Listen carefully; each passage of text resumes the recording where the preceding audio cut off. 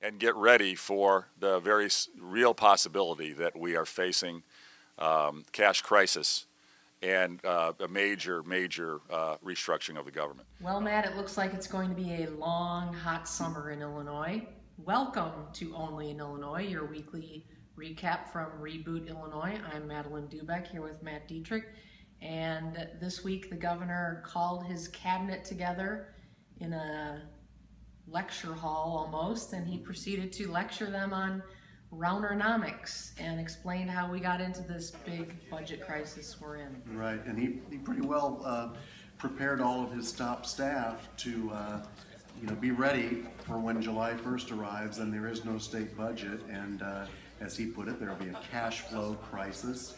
And he indicated that he's ready to see the government start to shut down because he wants to get some of his reforms in place.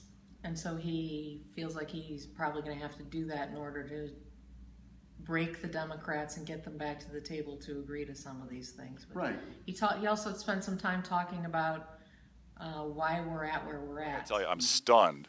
And I'm very disappointed that the General Assembly did this year what they did last year, an unconstitutional, unbalanced budget, and then they left May 31st. And as we know, what happened last year in 2014 was they passed a budget that spent far more than the state was going to bring in, but they did so in anticipation that Governor Pat Quinn would be reelected in November and that they would return to Springfield then and make the 2011 income tax increase permanent, thereby balancing out their budget. That didn't happen. So that makes the whole even worse. Can you explain about how these things kind of compound? Right, well sure. What happened in March, just a couple of months ago, was Governor Rauner and the General Assembly had to get together and figure out how to come up with another $1.6 billion just to get through the current budget year.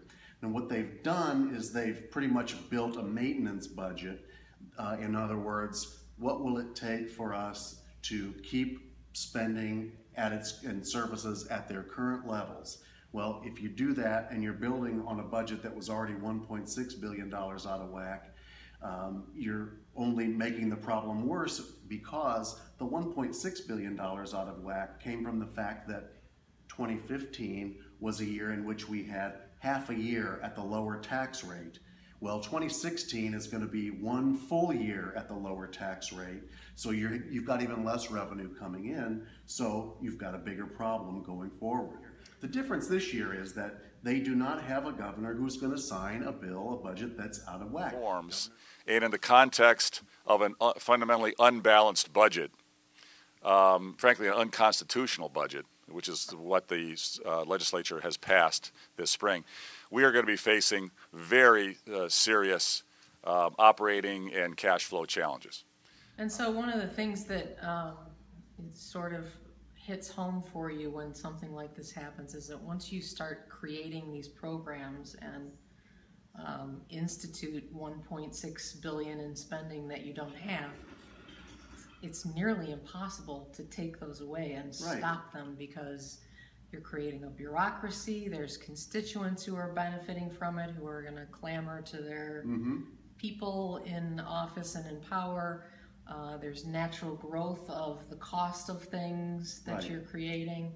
So all of those things make this very, very difficult to cut back. And where we're at now is that, Governor Rauner has said he's willing to talk about some new revenue, but he's not willing to do so until the Democrats come to the table and bargain with him about some of these ideas in his turnaround agenda. Now, he has five things. Stop talking about right-to-work zone. In the spirit of compromise and negotiation to get a budget done, we've taken most off the table and we focused down on 5 things: workers' comp, tort reform, getting a handle of local control on property taxes, term limits on all elected officials, fair maps, redistricting reform, and this is bipartisan. We've got Democrats and Republicans supporting this initiative. Now, already the Democrats have said, okay, we'll bargain a little bit on this workers' comp issue. Right, they had a hearing on it this week. Right, but out of hand, Governor Rauner dismissed it. It's not real reform. It's more of the same. It's more of a phony reform, more of insignificant reform. And again, we've seen this movie before. I think there's an attempt to try to say, hey, it's good faith compromise. It's nowhere near. It's really, in fact, some parts of it actually take away and cost businesses more money. As Governor Rauner explained to his cabinet, this has happened before in Illinois. It happened during Governor Edgar's first year. He didn't get a budget. They didn't get a budget until the third week of July. So this isn't unprecedented, but I think what is unprecedented is you have a governor with really strong set of demands, and you have And a lot of cash. and a lot of cash to hand out to those who will stand by him. So it's going to be a long summer, but obviously the governor is prepared to go to the mat on this one. All right.